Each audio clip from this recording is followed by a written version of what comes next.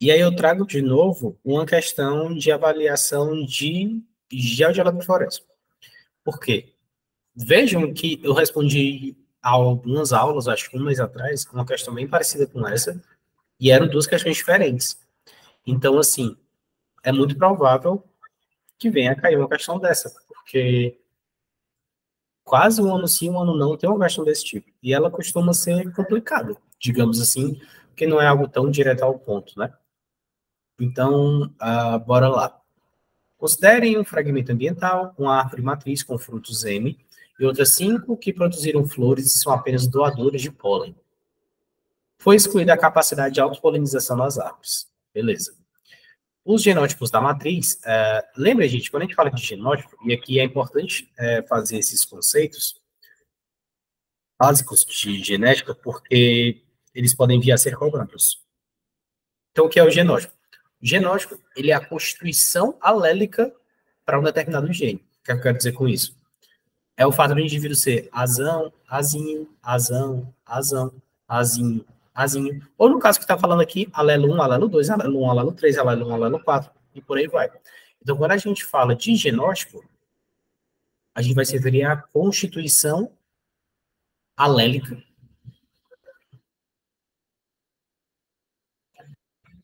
de um determinado gene.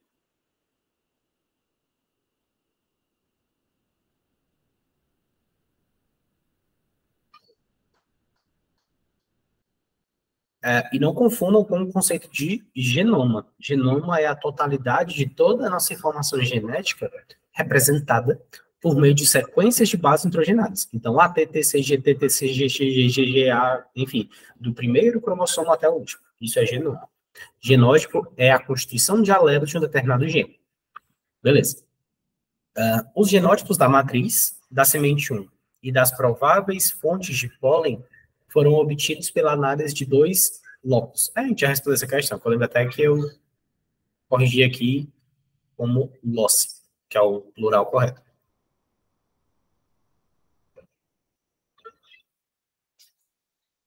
Então, beleza. O que é que a questão está perguntando? Existe uma planta matriz, existe uma planta S1. Essa planta S1, ela recebeu pólen de algum desses 5 doadores aqui. DP1, DP2, DP3, DP4, DP5. E aí, a nossa questão aqui vai ser o quê? Comparar S1 com os doadores e S1 com a matriz para ver onde bate, né? Esse padrão aí de código de barras, por assim dizer. Então, isso é meio que o quê? Até eu lembro que eu mandei com vocês, cada retângulo desse é o que a gente chama de banda. Isso aqui, ó, tá mostrando gel, né? Isso aqui é um gel de eletroforese. A eletroforese é uma técnica muito comum que a gente utiliza na biologia molecular, que é para a gente meio que conseguir observar, por meio desses bloquinhos, por meio dessas bandas, determinados genes. Isso aqui são o quê? Isso aqui, cada banda dessa representa uma sequência de bases. Sequência de bases. Que a gente poderia dizer que seria tipo um gene, né? E aí, o que é que acontece? Essas bandas, quanto mais para um mesmo alelo, se elas estiverem na mesma posição, a gente vai saber que os indivíduos eles são parecidos. Então, é por meio da eletroforese que a gente pode fazer, por exemplo, a comparação entre indivíduos de uma família para saber sobre teste de paternidade e tudo mais. Então, o que, é que a gente vai fazer aqui? A gente tem que ver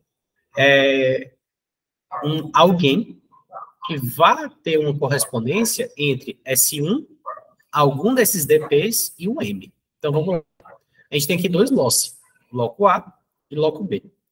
E em cada um desses loci, lembra que o indivíduo ele pode ter 2 alelos, né? Que é um dos alelos veio do pai e um dos alelos veio da mãe. Então, aqui são 4 possibilidades de alelos. E é isso que a gente tem nas populações, geralmente. A gente tem, às vezes, dezenas de alelos na população, mas o indivíduo ele carrega apenas 2 daquelas dezenas de alelos na população. Então, o indivíduo M, para o bloco A, ele carrega o alelo 1 e o alelo 3. O S1 carrega o alelo 1 e o alelo 2. Então, se o S1, que ele, basicamente, a gente tem que fazer uma correspondência com a matriz, né? Então, ele já tem uma correspondência em relação ao alelo 1. Então, a gente tem que observar aqui alguém que vá ter uma correspondência similar a esses dois.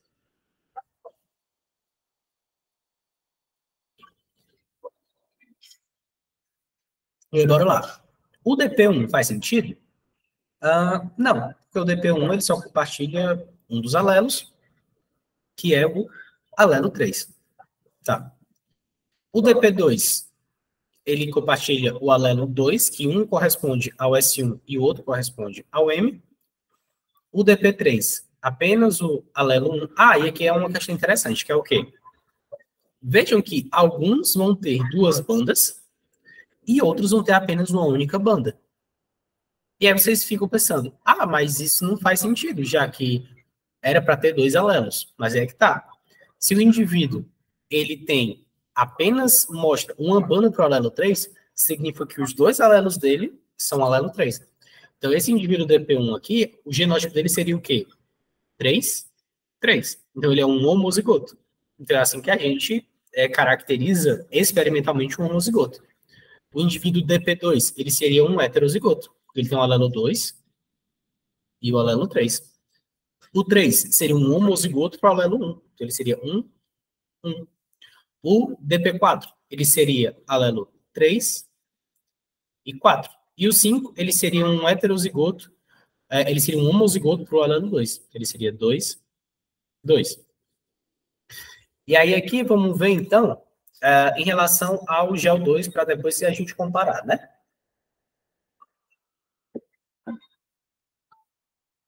Beleza.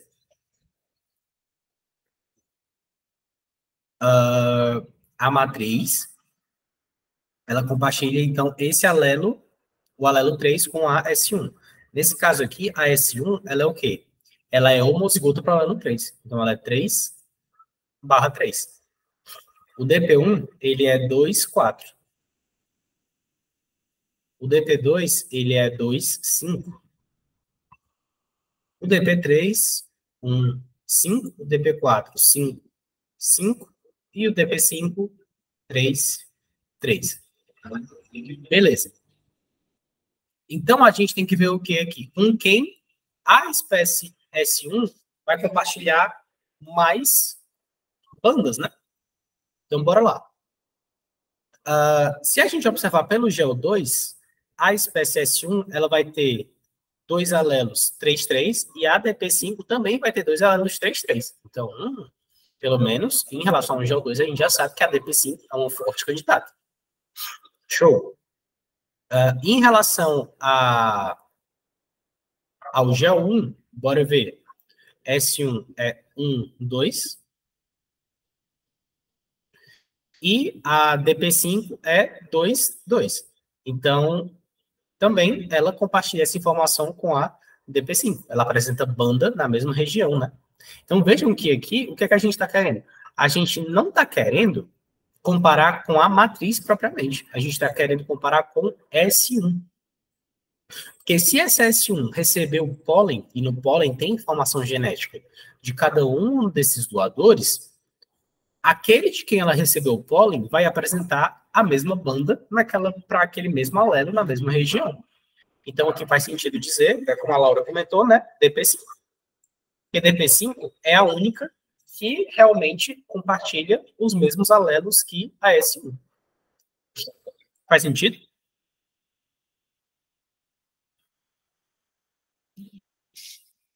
Então, essas questões, elas são sempre muito parecidas, no sentido de que vocês sempre vão ter que comparar bandas. Agora, o que é que eu chamo a atenção? Cuidado com o comando da questão, né? E aí, nisso, o Enem, ele é meio pernicioso. Muitas vezes as questões, elas podem suscitar algumas dúvidas. Então, sempre leiam várias vezes. Então, nesse caso aqui, está falando sobre o S1. Poderia ter gente que talvez pensasse que teria que comparar com a matriz, mas não. Está querendo comparar com Pode perguntar, Isabel. Professor, boa noite. Não Boa entendi noite. muito esses números aí em cima. Ah, tá. Pensando, isso aqui é só para facilitar o genótipo. Então, lembra que o quê? A gente pode ter 2 alelos para cada gene, né? Vamos pensar no seguinte. Imagina na população humana um determinado gene, e esse gene ele pode ter 10 alelos. Só que eu, tu, a Thaís, a Ana Júlia, a Clarissa, cada pessoa vai ter 2 alelos para esse gene. E, apesar de existirem 10 alelos na população humana como um todo, né? E por que nós vamos ter 2 desses alelos? Por conta dos nossos pais. Cada um doa um alelo para a gente. Então, aqui está mostrando o quê? É porque essa não é a representação mais comum que a gente utiliza. Geralmente a gente utiliza a representação de alelo como Azão Azinho, Bzão Bzinho, por aí vai. Nesse caso aqui, ele só está mostrando alelo 1, alelo 2, alelo 3 e alelo 4. Isso aqui poderia ser o quê? Azinho, Bzinho, Czinho, opa, Czinho, Dzinho, e por aí vai. Então aqui, quando eu coloco 1, 2, é porque a pessoa tem o alelo 1 e o alelo 2 para esse determinado gene. Então ela é AB. Esse aqui que tem o 3,3 é porque ela tem CC, já que é o mesmo alelo, entendeu? Então aqui eu só estou representando os alelos, que aí fica até mais fácil de comparar. Já que o S1 ele é 1, 2 e aqui os outros são bem diferentes, e aqui embaixo o S1 é 3, 3 e os outros são diferentes com exceção do DP5, então fica até mais fácil de comparar. Mas é apenas a nomeação dos alelos. E aí sempre tem que ter 2 alelos. Então se tem só uma banda, significa que aquela pessoa tem os 2 alelos iguais. Eles ficaram na mesma posição no gel. Então, por isso que aqui é 3, 3. Mas aqui, por exemplo, seria 2 e 4. Aqui seria 2 e 5. É apenas o nome do alelo. Poderia ser, sei lá, fruta, melancia, morango. O nome de cada um desses alelos. Enfim, aí tu colocaria fruta, morango, fruta, melancia. Por aí vai. Exemplo péssimo. Mas, enfim, deu para entender? Deu sim, obrigada. Nada. Então, bora lá. Os búfalos são animais considerados rústicos pelos criadores e, por isso, são deixados no campo sem controle reprodutivo. Por causa desse tipo de criação, a consanguinidade é favorecida, proporcionando o aparecimento de enfermidades como albinismo, defeitos cardíacos, entre outros. Eu já falei isso aqui, mas só para reforçar, né? Sempre que vocês virem questões sobre genética que falem sobre consanguinidade, qual é o grande problema sobre a consanguinidade? É favorecer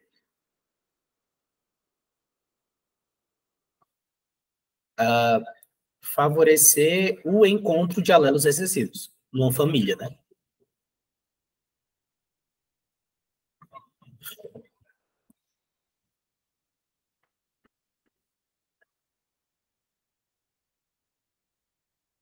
Então, por exemplo, se o indivíduo ele é azão, azinho, e esse azinho é um alelo mutado para uma determinada condição, se ele acaba se relacionando, cruzando com alguém da sua própria família, a probabilidade desse azinho passar adiante vai ser bem maior, porque é muito provável que a pessoa da mesma família tenha o mesmo genótipo para aquela condição.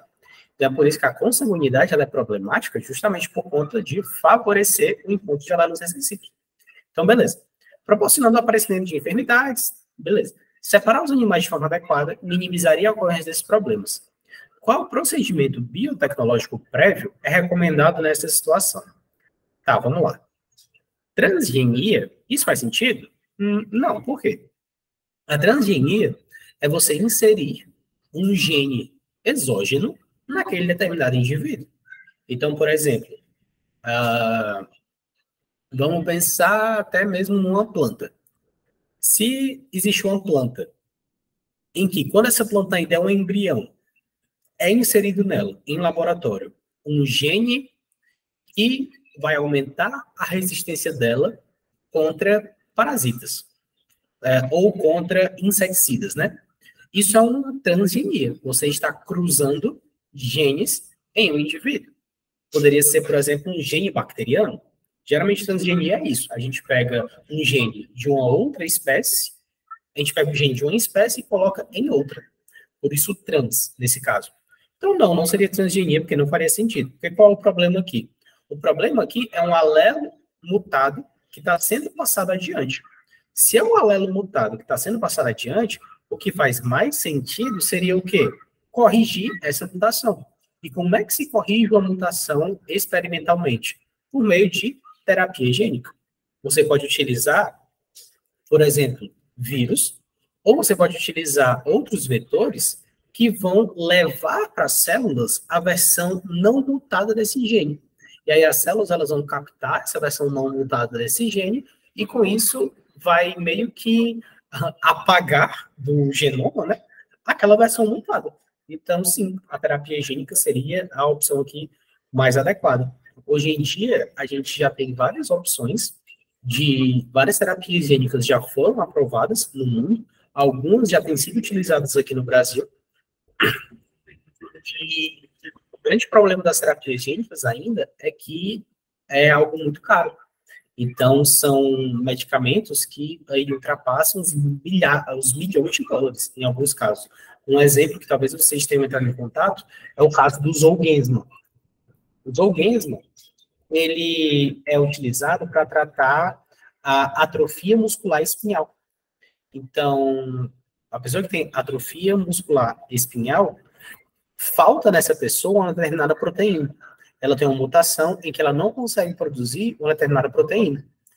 E aí, o Zolgensma, ele é um medicamento baseado em terapia gênica, que ele faz o quê? Quando ele é aplicado nessa pessoa que tem AMI, então ele vai, por meio de algum vetor, levar o gene da forma correta para dentro das células dessa pessoa. E aí, com isso, ele consegue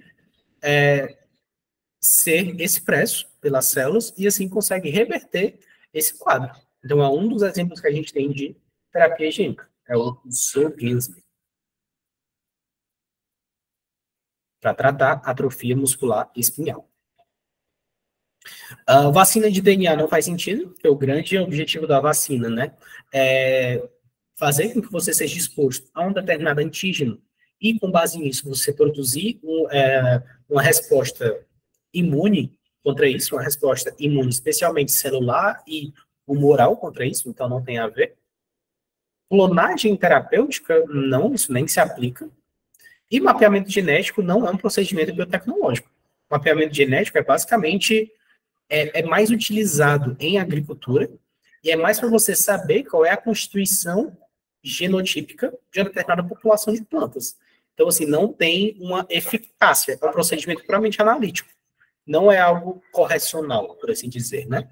Então, aqui seria a letra B. Tudo bem?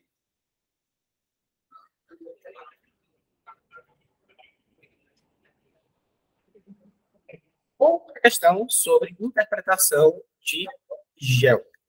Para vocês verem como isso aqui é bem recorrente, né? Para verificar a eficácia do teste de DNA na determinação da paternidade, 5 voluntários, dentre eles o pai biológico de um garoto, cederam amostras biológicas para a realização do teste. A figura mostra o resultado obtido após a identificação dos fragmentos de DNA de cada um deles. Após a análise das bandas de DNA, pode-se concluir que o pai biológico do garoto é o... Então, bora lá, né? Então, a gente está vendo aqui a mãe. A mãe vai apresentar determinados alelos que vão condizer com os da criança. E alguns outros alelos dessa criança vão condizer apenas com o pai. Então, nessas questões que é de você fazer um cara crachá, né? O que é que vocês têm que fazer aqui? A gente tem que pegar os alelos que parecem com a mãe e ignorar. Então, esses aqui a gente ignora, porque é da mãe, né? Provavelmente.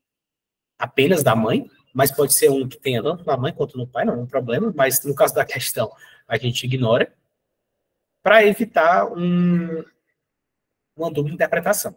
Então, a gente vai se ater em quais alelos especificamente? A esses aqui, ó. Esse e esse. Agora, é comparar. Ver nesses 5 candidatos, qual deles apresenta a maior quantidade de alelos similares, né? Então, seria o primeiro? Não. Primeiro aqui só tem primeiro não tem basicamente nenhum. Seria o segundo? Vamos ver. Compartilha esse primeiro, beleza. Não tem esse aqui. Não tem esse aqui. E tem esse de baixo. Então, tá fraco. seria o terceiro. Ele tem esse aqui, ele tem esse aqui, mas não tem esse. Ele não tem esse aqui, e só tem o último. Também está fraco. O quarto, então, esse aqui tem, esse aqui tem, e esse aqui tem. Show. Então, realmente, é o quarto voluntário. Veja que é uma questão bem simples. Então, a questão aqui, vejam que é muito parecida com aquela que a gente viu, né? Então, aqui é só vocês não ficarem perdidos na interpretação desse geodialectroforese. Porque é sempre o quê? Você comparar cada banda dessa. E por que a comparação dessas bandas é um procedimento eficaz? Porque aqui a gente está avaliando o material genético. A gente não está vendo as letrinhas, né? A, T, T, C, G, T, T, T, T, T. Não, mas a gente está vendo aqui de que forma essas letrinhas seriam representadas, digamos assim, macroscopicamente, uma forma como a gente pode observar mesmo a olho nu. Então, seria o quarto. Então, quando é para comparar com duas pessoas, você ignora aqueles que é compartilhado com uma delas, no caso com a mãe, né? Já que a mãe sabe quem é, então não precisa. Mas como aqui é o caso do pai, você vai pegar aqueles outros que apenas a criança tem e a mãe não tem. Então, provavelmente, eles vieram do pai. Então, aqui o quarto é o pai da criança. Beleza. 165. A palavra biotecnologia surgiu no século XX, quando Herbert Boyer introduziu a informação responsável pela fabricação da insulina humana em uma bactéria para que ela passasse a produzir a substância. Isso aqui é um dos exemplos mais tradicionais do que a gente tem de tecnologia do DNA recombinante.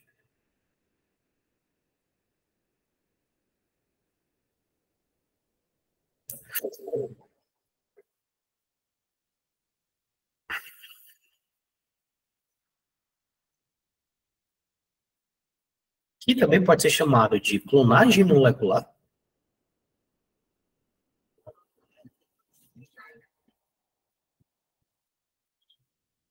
Também pode ser chamado de engenharia genética.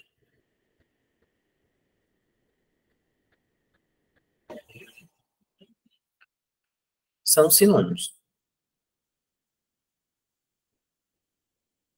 Então, o que é que está falando aqui, né? Esse é o procedimento biotecnológico mais tradicional que a gente tem. Que, de fato, surgiu ali pela década de 70/80, e aqui mostra o que foi um avanço muito grande. Por quê? Até respondendo a pergunta que a Raine acabou de fazer. Antigamente, para você conseguir produzir a insulina, essa insulina ela era feita por meio do pâncreas de porcos, né? Então, você pegava toneladas de pâncreas de porcos, e esse pâncreas de porcos, você tinha que extrair a proteína insulina desse pâncreas. Não só isso, como você também tinha que purificar. E aí, os processos de purificação de proteína, a partir de uma amostra biológica, eles são muito pouco eficientes no sentido do rendimento. Então, por exemplo, vamos chutar aqui um valor. Imaginem que para a gente ter 1 grama de insulina, porque em termos de proteína, 1 grama é uma quantidade muito alta. Então, para a gente ter 1 grama de insulina, imaginem que a gente precisaria aí de, sei lá, 500 pâncreas de porcos, entendeu? Então, assim, era uma quantidade muito grande para ter um rendimento muito baixo. Quando a clonagem ela começou a ser utilizada, você consegue resolver esse problema do rendimento. Por quê? Porque agora, no lugar de você coletar 500 pâncreas de 500 porcos diferentes, macerar esse pâncreas, fazer um procedimento para extrair daquele pâncreas apenas a insulina e purificar essa insulina, o que ainda demorava uma quantidade muito grande de tempo, com o advento da biotecnologia, você conseguiu começar a fazer isso de uma forma escalonada e utilizando bactérias. Então, imaginem só, a gente tem acesso hoje em dia aos genes de meio que qualquer... A gente tem acesso à sequência de quase todo gene, pelo menos os que a gente conhece hoje em dia, né, em banco de dados na internet. Então, No caso da insulina, a insulina é um hormônio de natureza peptídica e, portanto, ela é codificada por um gene. O gene que codifica a insulina, ele pode ser inserido em bactéria. E quando esse gene ele é inserido em bactérias, as bactérias elas vão expressar esse gene em altas quantidades. A bactéria tem um tempo de geração que é muito curto. O tempo de geração é o tempo que as bactérias levam para duplicar a sua população, né? Então, imagina só, você tem um tanque ali com bactérias, e à medida que essas bactérias elas estão crescendo, elas vão produzindo em quantidades absurdas a insulina. Depois, basta você purificar. Mas nesse caso, é uma purificação bem mais fácil. E também a quantidade que você tem agora é bem maior. E com isso, você não precisa mais retirar pâncreas de porcos e tudo mais. Então, facilita muito quando você tem o gene para fazer a tecnologia do DNA recombinante. Isso vale para qualquer coisa. Então, quando eu estava na graduação, a primeira experiência primeira não, mas a experiência mais duradoura que eu tive em laboratório foi fazendo algo parecido. Que era o quê? Eu trabalhava com um tipo específico de proteína que era presente em plantas, né? E aí essas proteínas presentes em plantas, elas poderiam ter aplicações biológicas diversas. Só que aí, quando a gente não sabia qual era o gene da planta que codificava essa proteína, o que a gente tinha que fazer? Esse mesmo raciocínio dos porcos. Então, a gente pegava grandes e enormes quantidades de semente, tirava a casca da semente, macerava a semente. Então, poderia pegar, por exemplo, um moinho de café, e aí, com base nesse moinho de café, você fazia uma farinha daquela semente. Essa farinha, você colocava para extração, então você colocava ali alguma solução extratora, podia ser um tampão, podia ser um solvente orgânico, enfim, geralmente era um tampão que a gente utilizava. Colocava ali um tampão, deixava ali 1 a 2 horas extraindo, né? Colocava tipo numa gangorra, e aí ia extraindo, e aí depois você tinha o extrato bruto. Esse extrato bruto você tinha que centrifugar. Após a centrifugação, você filtrava. E aí, esse filtrado é que você ia partir para o processo de purificação da proteína. Então, isso demorava bastante. Para algumas dessas proteínas, a gente já tinha o gene. Então, lá no laboratório, tinha um setor em que você conseguia inserir esses genes nas bactérias, e aí as bactérias absorviam esse gene e começavam a expressar essa proteína em grandes quantidades. E aí tornava tudo bem mais fácil. E a quantidade que você obtinha era muito maior. Então, torna algo muito mais eficiente quando você tem isso, que é justamente a possibilidade de fazer essa proteína na forma recombinante. Esse recombinante é porque, imagine esse caso que eu acabei de falar, é um gene vegetal que você introduzia numa bactéria. Por isso, recombinante. Ou é o que a gente chama de expressão heteróloga, que é o que? A bactéria, ela vai expressar um gene que é de uma espécie diferente da dela, por isso heteróloga. Então, são termos parecidos, né? Então, bora lá. As bactérias modificadas por Herbert Boyer passaram a produzir a insulina humana porque receberam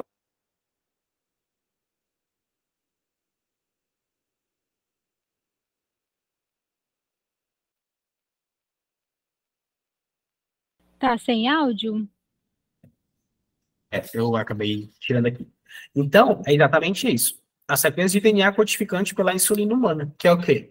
Quando você já sabe qual é o gene que codifica a insulina, você pode pegar esse gene, vamos supor, a partir de uma amostra da pessoa. Então, vamos pensar no seguinte. Um exemplo aqui bem chulo, né? Até usando esse das sementes. Você pode pegar, no caso de você pegar toneladas de semente, você pode pegar uma folha. Nessa folha da planta, vai ter os mesmos genes que tem na semente, né? Só que é mais fácil você extrair DNA de folha do que de semente. Então, você pega a folha, você faz todo um procedimento de extração de DNA nessa folha, e você vai amplificar, usando PCR, aquele gene específico, o gene que codifica aquela nossa proteína de interesse. E aí, com isso, você vai aumentar em enormes quantidades aquele gene, e depois você vai purificar aquele determinado gene. E aí, pegando esse gene, que é a sequência de DNA codificante para essa proteína, você vai fornecer para as bactérias. E aí as bactérias elas vão capturar esse gene e começar a expressar a proteína. Por quê? Porque o código genético ele é universal. Então, o fato do código genético ser universal, isso permite que diferentes espécies consigam expressar genes umas das outras, já que os alelos, já que os códons utilizados não são os mesmos. Então, bem tranquilo, é exatamente isso. A proteína sintetizada por células humanas, não, até porque seria aquela mesma questão que a gente comentou, né? RNA recombinante também não faz sentido. O RNA mensageiro da insulina, não, porque vejam que quando a gente insere um gene, você vai na base do problema, que é o quê? Se você inserir o gene e a bactéria capturar o gene, pronto. Ela vai sempre ler aquele gene e expressar aquele gene. Você não precisa mais atuar ali. No máximo, depois você precisa separar a proteína de interesse de todo o resto. Beleza? Mas se você colocasse apenas o RNA, você sempre ia ter que ir lá colocar mais RNA. Mesma coisa com proteína, né? Então, por isso que você coloca sequência de DNA. Porque você vai lá no cerne do problema. E aí, isso aqui a gente chama de, no caso, insulina recombinante, porque a bactéria está expressando uma insulina que é humana, e o processo a gente pode chamar também de expressão heteróloga. São sinônimos.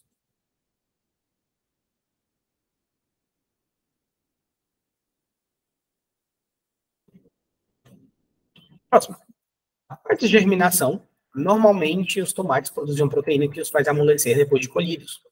Os cientistas introduziram em um tomateiro um gene antissentido, imagem e espelho do gene natural, aquele que codifica a enzima amolecedora. O novo gene antissentido bloqueou a síntese da proteína amolecedora. Um benefício ao se obter o tomate transgênico foi o fato de o processo biotecnológico ter... Então, bora lá. Isso aqui é meio que uma interpretação, né? Esse processo biotecnológico aumentou a coleção de proteínas que o protege do apodrecimento pela produção da proteína de sentido, diminuiu a necessidade do controle de pragas pela maior resistência conferida pela nova proteína. Não, aqui não tem nada a ver com o controle de praga. Facilitou a germinação das sementes pela falta de proteína que leva a amolecer, substituiu a proteína amolecedora por uma invertida, que endurece o tomate. Quando a gente fala desse gene antisense, né? Esse gene antisense, ele vai fazer justamente isso. Ele vai meio que bloquear a expressão do seu isômero, entre aspas. Então, bora lá. Deixa eu só ler aqui de novo. Após a germinação, normalmente, os tomates produzem uma proteína que se faz amolecer. O gene antisense, que codifica a enzima amolecedora. O novo gene bloqueou a síntese da proteína amolecedora. Então, beleza. O gene antissentido, como aqui está dizendo, né? Eles vão justamente meio que fazer esse processo de antagonizar. E aí, esse processo de antagonismo, ele vai ser útil para quando você não quer expressar uma proteína de interesse, que é o que está falando aqui. Então, basicamente, eles vão produzir um RNA antissense, que acaba sendo uma forma de interferência genética.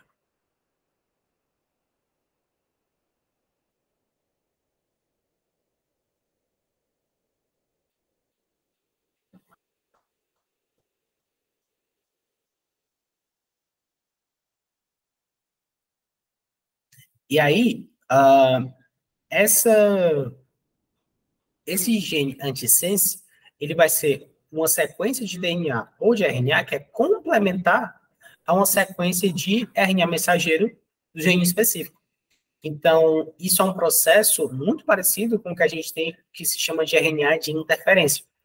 Então, o gene antissense,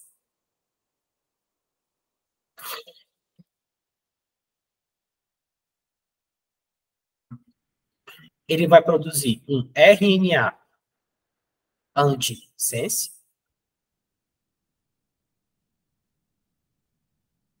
que vai ser complementar. E aí, quando a gente fala complementar, é porque eles vão se ligar ao RNA-alvo, ao RNA mensageiro-alvo. E isso vai bloquear a expressão.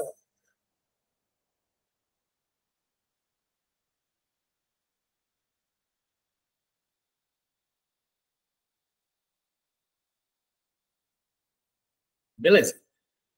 Então, bora ler de novo as alternativas. Um benefício de se obter o tomate transgênico foi o fato desse processo biotecnológico aumentar a coleção de proteínas que protegem o apodrecimento. Na verdade, o RNA antisense, ele simplesmente vai bloquear a expressão. Então, vixe, agora que eu tô vendo aqui que não tem a letra E, né? Mas bora ver se a resposta está aqui. Aumentar a coleção de proteínas que o protege do apodrecimento? Não, porque não vai ter a expressão de uma nova proteína. O que vai ter é o bloqueio à expressão da proteína anterior. Então, essa aqui não faz sentido. Letra C. Facilitado a germinação das sementes pela falta da proteína que o leva a amolecer, ele, na verdade, não facilita a germinação. Ele simplesmente vai impedir esse endurecimento. Então, ao meu ver, não seria essa. Substituir a proteína por uma invertida? Não. O DNA antisense, ele não vai produzir uma proteína nova.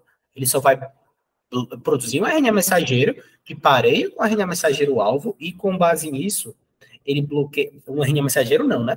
Ele vai produzir um RNA antisense que vai bloquear a expressão do RNA alvo. Então, aqui está faltando a letra E. Deixa eu ver aqui se eu encontro. Peraí, rapidinho.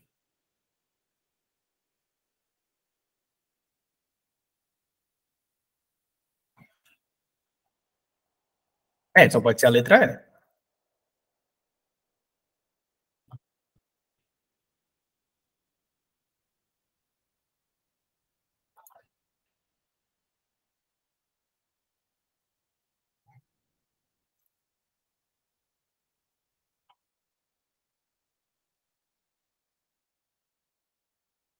Peraí.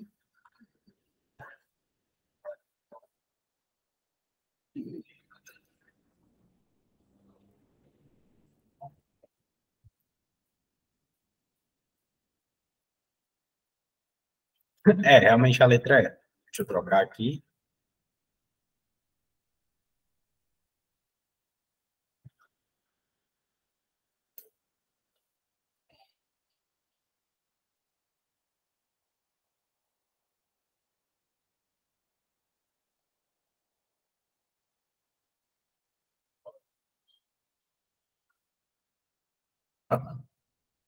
Então, de fato, é a letra E. Prolongando o tempo de vida do tomate pela falta da proteína que o amolece. Perfeito.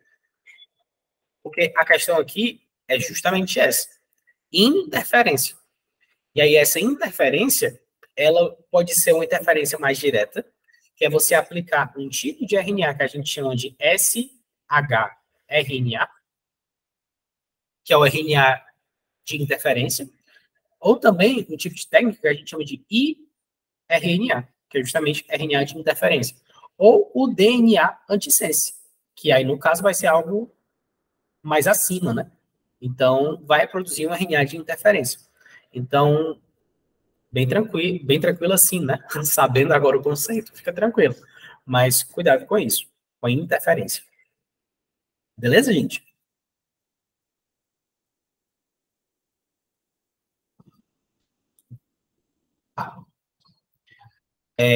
A reação em cadeia da polimerase, PCR, é uma técnica de biologia molecular que permite a replicação in vitro de forma rápida. Fazendo aqui um parêntese, né? A PCR talvez seja a técnica mais revolucionária que a gente tem dentro da biologia molecular. Porque a PCR foi um grande avanço. Porque imaginem só, para quem não entende muito bem o conceito, a PCR nada mais é do que o quê? Você imitar in vitro, em laboratório, uma reação que acontece dentro dos organismos vivos, que é o quê? A replicação do DNA. Então, você consegue replicar genes de uma forma específica e de uma forma extremamente sensível. Isso, às vezes, até é um problema. Por quê? Porque a PCR ela é muito suscetível à contaminação. Então, muitas vezes, se você tiver, vamos supor, um picograma de amostra de DNA, isso já é o suficiente para você conseguir replicar isso em escalas de grandeza gigantescas. Então, a PCR é uma técnica aí fundamental que revolucionou, de fato, a história da biologia molecular. É uma técnica que é utilizada até hoje, e que é fundamental para que você consiga estudar melhor determinados, determinados genes especificamente, você aumenta a quantidade deles. Então, imaginem só, voltando à questão lá da cena de crime, né? Numa cena de crime, você vai ver ali, muitas vezes, um vestígio, e esse vestígio é, sei lá, uma gota de sangue. Essa gota de sangue, você pode pegar lá com um suave, armazena da forma adequada, e depois você vai o quê? Extrair o DNA daquela amostra, e aí lembrando, né? Quando a gente fala de extração de DNA em sangue, o DNA ele vai ser extraído dos leucócitos, já que hemácia não tem DNA. Então, cuidado com isso. Então, o DNA ele vai ser extraído dos leucócitos e, com base nisso, vai ser aquele DNA vai ser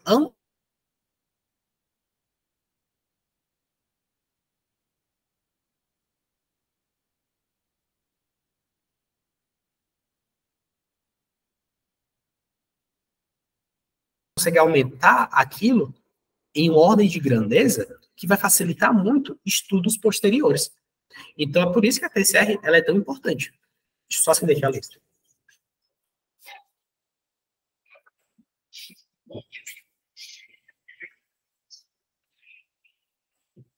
Então, a PCR, o principal objetivo dela é justamente esse. É você mimetizar in vitro uma reação que acontece nas células, que é a reação de replicação do DNA. Com a diferença de que, na PCR, você não vai replicar o DNA como um todo. Na PCR, você vai replicar sequências específicas de genes. Por isso que um dos principais materiais para a gente fazer a PCR são os primers. Esses primers, que são os iniciadores, são eles que vão delimitar em qual região daquele DNA que você tem, daquele DNA de interesse, quais regiões daquele DNA você quer que sejam amplificadas. Então, essa é uma questão da PCR. Então, bora lá. Essa técnica surgiu na década de 80 e permitiu avanços científicos em todas as áreas de investigação genômica. A dupla hélice é estabilizada pelas bases nitrogenadas. Inicialmente, para que o DNA possa ser replicado, a dupla hélice precisa ser totalmente desnaturada pelo aumento da temperatura quando são desfeitas as ligações de hidrogênio em diferentes bases nitrogenadas. Então, bora lá. A PCR, ela tem 3 etapas, que são as etapas de desnaturação,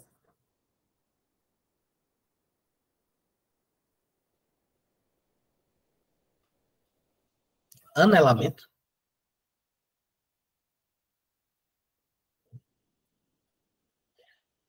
e extensão.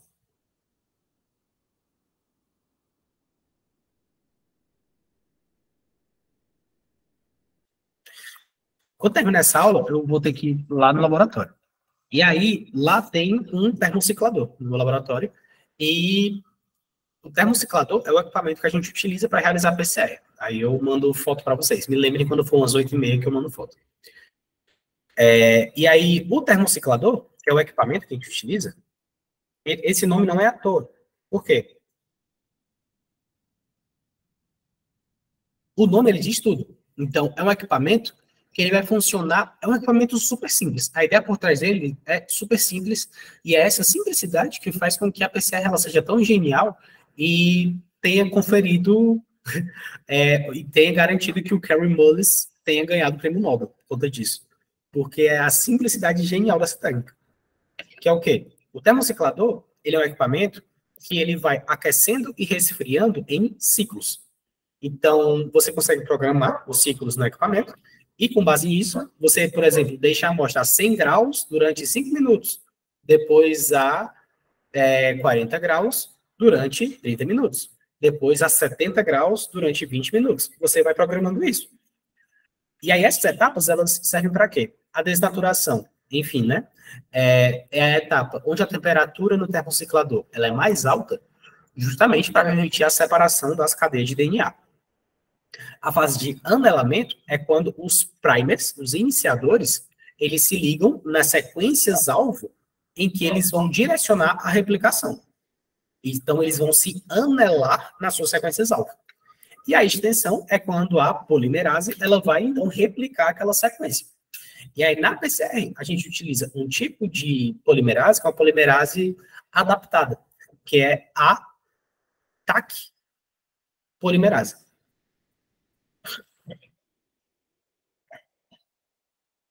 A TAC polimerase é a DNA polimerase obtida de termos aquáticos, que é uma bactéria adaptada a ambientes hidrotermais. Então, é uma bactéria que ela vive tranquilamente em águas de 100 graus Celsius.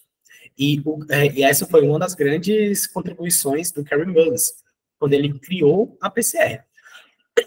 A PCR convencional, né? Hoje em dia, a gente tem aí, né, vários tipos diferentes de PCR, mas o PCR convencional é esse aqui. E aí, qual é a grande questão do ataque polimerase? É uma DNA polimerase obtida de bactérias termófilas. Então, é uma DNA polimerase que não se desnatura quando a temperatura estiver muito elevada. Então, nessa etapa aqui de desnaturação, você vai separar as cadeias do DNA, você vai desnaturar o DNA, mas a ataque polimerase vai estar lá tranquila. E essa ataque polimerase vai continuar atuando mesmo quando as temperaturas forem elevadas. Então, esse é o grande tchan da PCR. E aí, com a PCR, você consegue replicar. E aí, quando a gente fala replicar, é um sinônimo para amplificar sequências específicas de DNA. Então, você não vai replicar o DNA como um todo. Não, você vai replicar apenas regiões. E quem permite que isso aconteça é justamente o uso dos primers. Tanto que quando a gente faz PCR em laboratório, a etapa mais crucial é o desenho dos primers. Então, se você está querendo trabalhar com um determinado gene, você precisa desenhar, é o termo que a gente utiliza, né? Um primer para que esse gene seja amplificado. E aí é a parte mais chata. Porque tem, claro, todo um protocolo para você fazer e tudo mais, mas também depende um pouco de sorte. Então, o uso dos primers é o que vai direcionar o quê? Essa replicação específica. É uma amplificação específica. E aí a gente também tem outros tipos de PCRs que são, que apresentam algumas outras características, como é o caso da PCR em tempo real, que é a que é utilizada para diagnóstico do COVID. Que, no caso da PCR em tempo real, você continua utilizando primers, mas esses primers, eles vão, conforme a sequência ela vai sendo amplificada, vai emitindo uma certa fluorescência, que o equipamento vai lendo isso, e aí vai representando por meio de um gráfico. E aí é diferente, bastante diferente nesse aspecto da PCR convencional. Mas beleza. Qual dos segmentos de DNA será o primeiro a desnaturar totalmente durante o aumento da temperatura de PCR? Essa questão ela pode parecer meio nada a ver no primeiro momento, porque ela requer um conhecimento que talvez seja tão básico que muita gente na época nem se tocou. Que é o quê? Você lembrar que os pares de bases adenina, timina e citosina, guanina, eles têm uma força de ligação diferente. Como assim? Os pares adenina com timina, eles são estabilizados por apenas 2 ligações de hidrogênio, enquanto que os pares citosina e guanina são estabilizados por 3 ligações de hidrogênio. Então, quanto maiores forem a quantidade, quanto maiores forem as quantidades de pares adenina e timina, mais fácil vai ser separar. Por outro lado, quanto maiores forem os pares citosina e guanina, mais difícil vai ser separar aqueles pares. Então, aqui bastava olhar o quê? Qual dessas sequências tem uma maior quantidade de adenina e timina? Que, bora ver aqui. 1, 2, 3, 4, 5, 6, 1, 2, 3. 1, 2, 3, 4. 1, 2, 3. E aqui em cima, 2. Então, a que tem a maior quantidade de pares, adenina e timina, é a C, que é a nossa resposta. Essa pergunta ela poderia ser feita de forma contrária, que é o quê? Qual dos segmentos de DNA será o último a desnaturar totalmente durante o aumento da temperatura? Aí você teria que procurar qual que apresentaria uma maior quantidade de pares, guanina e citosina, já que eles são estabilizados por 3 ligações de hidrogênio. Beleza?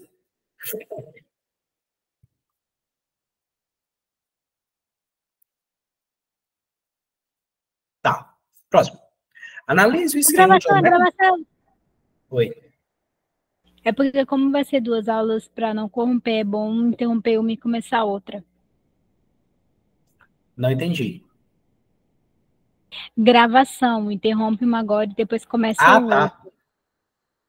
Tá, peraí.